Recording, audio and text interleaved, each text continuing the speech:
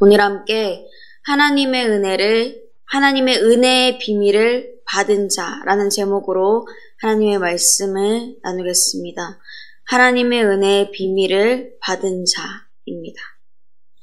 올해 7월에 미션 임파서블 7번째 시리즈가 개봉됐습니다. 1996년부터 시작해서 무려 약 27년간이나 이어지고 있는 그 영화입니다. 내년에는 8번째 시리즈가 나온다는 이야기도 있어요.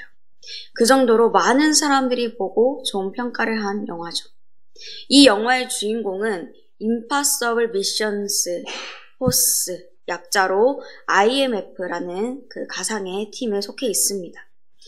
미국 정부의 지도하에 국제관계상 부담스럽고 껄끄러운 일들을 처리하는 비밀 조직인데 그 중에서도 최고 요원입니다. 그에게 비밀 지령이 주어지면 impossible, 불가능하다라는 뜻을 가진 미션명처럼 완수하기 어려울 것 같은 미션들이 있지만 결국에는 모든 역경을 이기고 그 일들을 해내고 맙니다. 나라를 위해서 그리고 그것보다도 더 큰 문제인 전 지구적인 위기의 상황을 막기 위해서 자신의 몸을 던져 일하는 것입니다.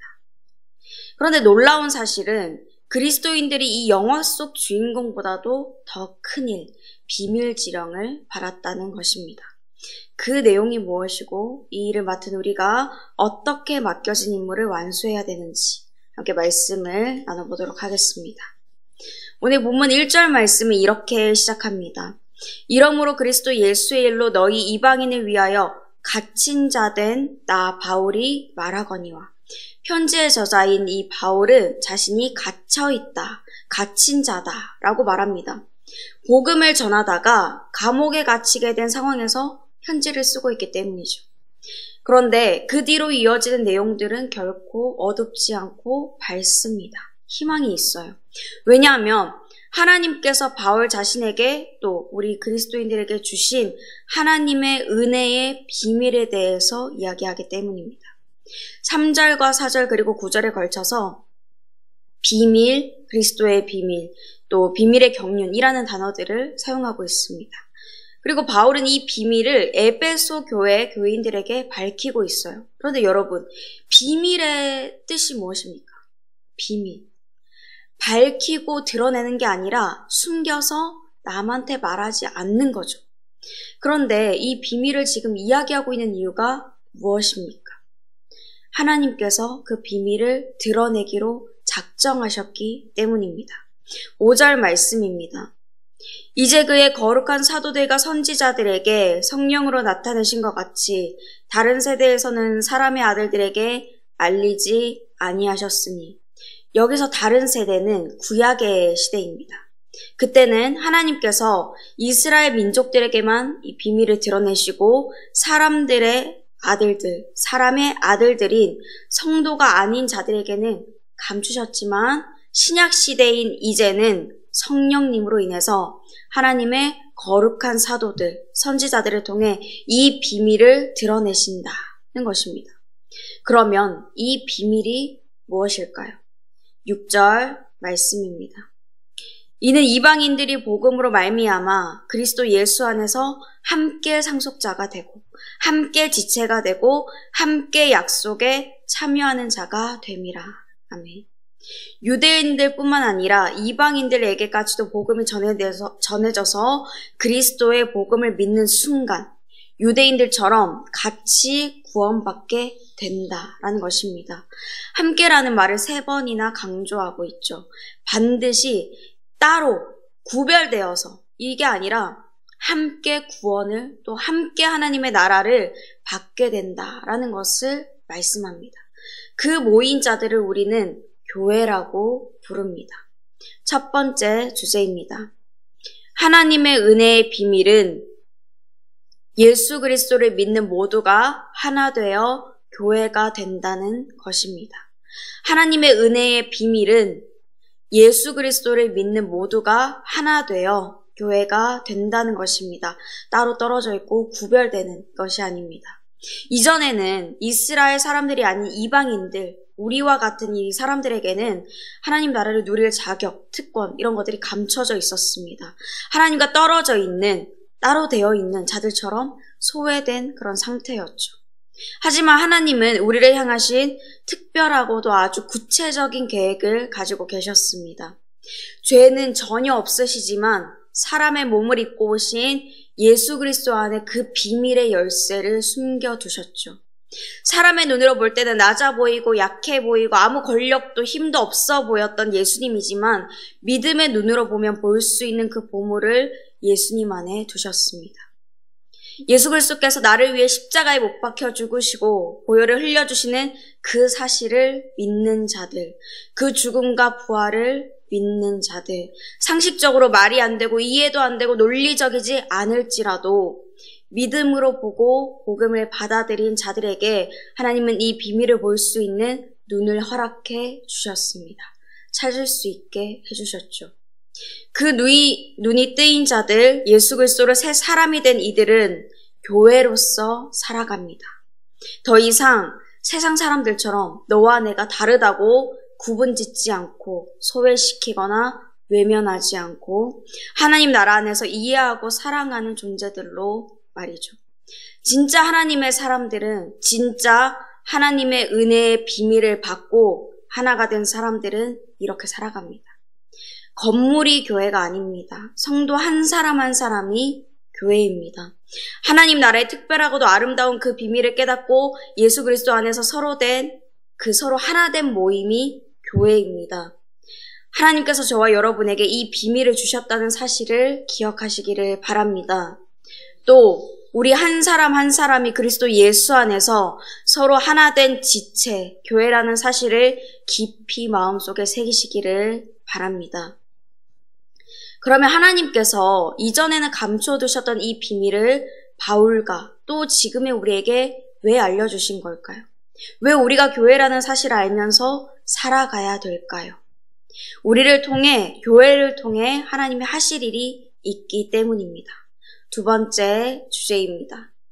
하나님 나라의 일꾼이 되어 복음을 전하게 하시기 위해서입니다. 하나님 나라의 일꾼이 되어 복음을 전하게 하시기 위해서이죠. 나라의 비밀 지령을 받은 사람은 그 나라에 속한 특수 요원입니다. 맡은 일을 잘 수행하기 위해 땀과 눈물을 흘리는 수많은 훈련을 하고 마침내 나라에서 인정하고 신뢰하는 군사가 되었을 때 미션을 받아서 그거를 실행하게 됩니다. 마찬가지로 하나님 나라의 비밀 지령을 받은 사람은 하나님 나라의 특수 요원입니다. 하나님 나라의 왕이신 하나님의 명령에 따르기 위해서 주어진 삶의 시험들을 또 훈련들을 거치고 믿음의 군사가 되어 세상을 향해 나아가 주님의 일들을 감당합니다. 바울은 하나님께서 하나님의 비밀 지령인 이 복음을 이방인들에게 전하게 하시기 위해서 하나님께서 자신을 이방인의 사도로 세우셨다는 것을 알았습니다. 스스로 안 게 아니죠. 하나님께서 이 믿음의 눈을 열어주시기 전에는 바울도 몰랐습니다. 누구보다도 열심히 예수 그리스도를 믿는 자들을 핍박하던 게 바울의 옛 모습이죠. 그런 바울을 하나님께서 만나주셨고 계시로 말씀해 주셨습니다. 3절 상관절에서 곧 계시로 내게 비밀을 알게 하신 것은 이라고 바울이 말합니다. 그리고 하나님은 전혀 생각지도 못하게 그를 이방인에게로 보내셨습니다. 바울은 자신이 하나님 나라의 일꾼이 되고 하나님의 일을 감당하게 된 것이 온전히 하나님의 능력과 은혜로 된 것이다 라고 고백합니다. 7절과 8절 말씀입니다. 이 복음을 위하여 그의 능력이 역사하신 대로 내게 주신 하나님의 은혜의 선물을 따라 내가 일꾼이 되었노라.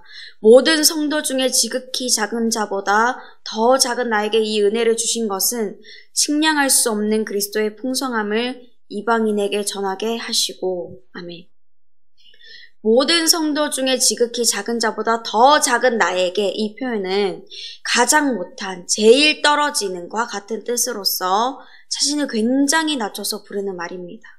하나님 나라를 확장하기보다는 그 일을 오히려 방해했던 그 옛 모습을 가졌던 바울이지만 하나님은 그를 사용하셔서 하나님 나라의 일들을 감당하게 하셨습니다. 그러니까 바울은 하나님 앞에서 자신을 자랑할 수가 없죠. 그 은혜를 잊을 수가 없습니다. 하나님이 주신 사명을 자신이 할 일을 잊어버릴 수가 없죠. 바울은 자신의 안일함을 위해서, 이익을 위해서 이 일들을, 이 복음을 이용하지 않았고 하나님이 주신 사명을 성실하게 끝까지 감당했습니다. 하나님께서 성도들에게 복음을 밝히 드러내 주신 것도 똑같은 이유입니다. 바울과 같이 하나님 나라의 일꾼이 되어서 복음을 전하라고 하시는 것입니다.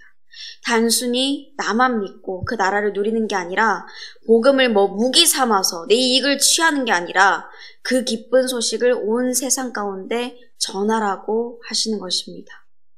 하나님께서 우리에게 주신 복음은 금보다도 귀합니다. 그 어떤 보석보다도 아름답습니다. 그리고 그것을 전하는 전하는 일, 맡겨주신 사명의 자리는 그 어느 자리보다도 명예롭고 값집니다. 얼마나 귀한지 베드로전서 1장 12절 말씀에서는 복음의 내용을 천사들도 살펴보기를 원한다라고까지 말씀하고 있습니다. 그러므로 하나님께서 열어주신 이 비밀, 복음의 진리를 소중히 여기시기를 바랍니다. 그리고 누구보다도 낮고 낮은 우리를, 자격이 없던 우리를 하나님께서 사용하셔서 또 택하여 주셔서 그 주신 복음을 전할 사명의 자리를 귀하게 여기시는 저와 여러분이 되시기를 바랍니다. 그렇다면 그 귀한 일을 우리가 어떻게 감당해야 될까요? 마지막 세 번째 주제입니다. 하나님의 섭리를 믿어 담대함과 확신으로 감당해야 합니다. 하나님의 섭리를 믿어 담대함과 확신으로 감당해야 합니다. 이 메시지를 전하고자 하는 것이 바울이 이 편지를 쓰고 있는 것이 그 이유, 가장 중요한 이유 가운데 하나가 바로 이것입니다. 서두에 말씀을 나누었듯이 바울은 로마의 감옥에 갇혀있는 중에 이 편지를 썼습니다. 하나님이 주신 비밀, 바울의 이후로 계속해서 교회가 맡아서 감당해야 할 복음을 전하다가 지금 감옥에 갇히게 된 거죠. 이러한 소식을 듣고 안 그래도 이제 유대인들로 인해서 어려운 일들로 인해서 마음이 흔들리고 믿음이 흔들릴 수 있는 이 상황에 놓인 에베소 교인들이 낙심할 수 있겠다라고 바울이 생각한 것입니다. 그래서 바울은 그들이 복음을 전하는 것에 회의감이 들어서 포기하는 게 아니라 이런 시련과 어려운 상황 속에서도 오히려 그들이 담대히 나아갈 수 있도록 격려하고 있습니다. 본문 12절과 13절 말씀입니다.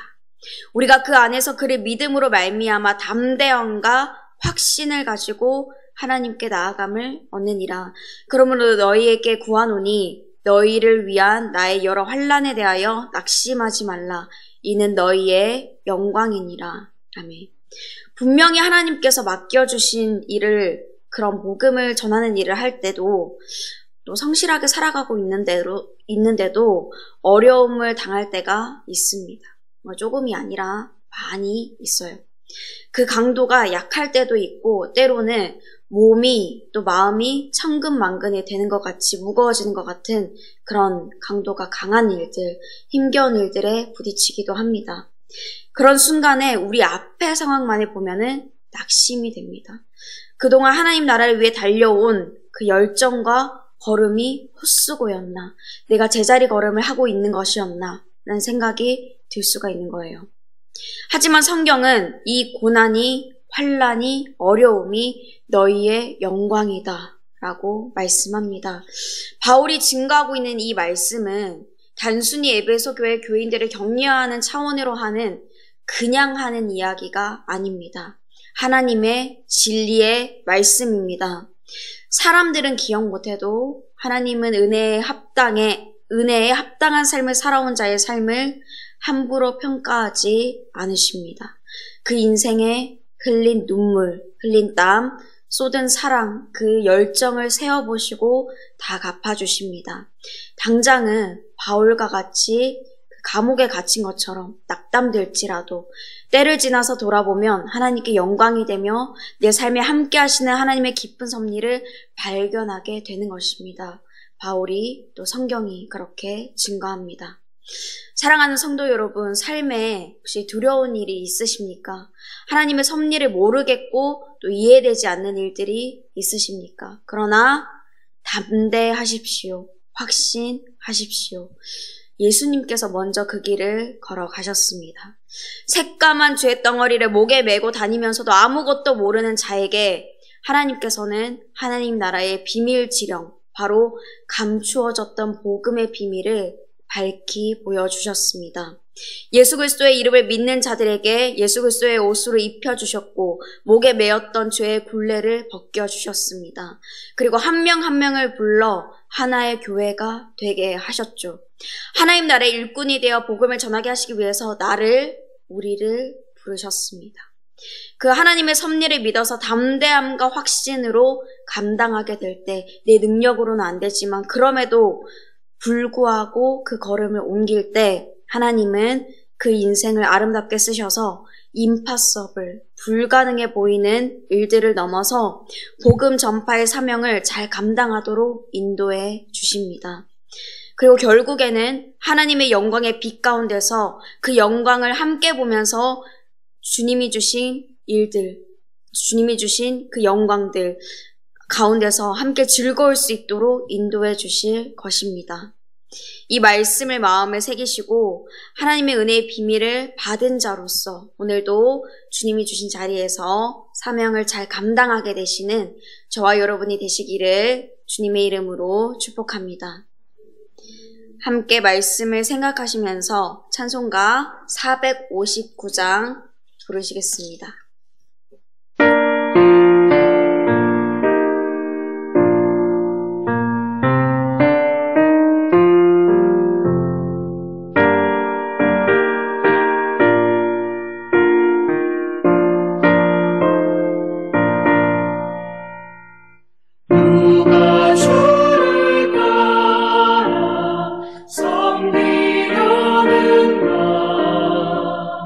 누가 죄를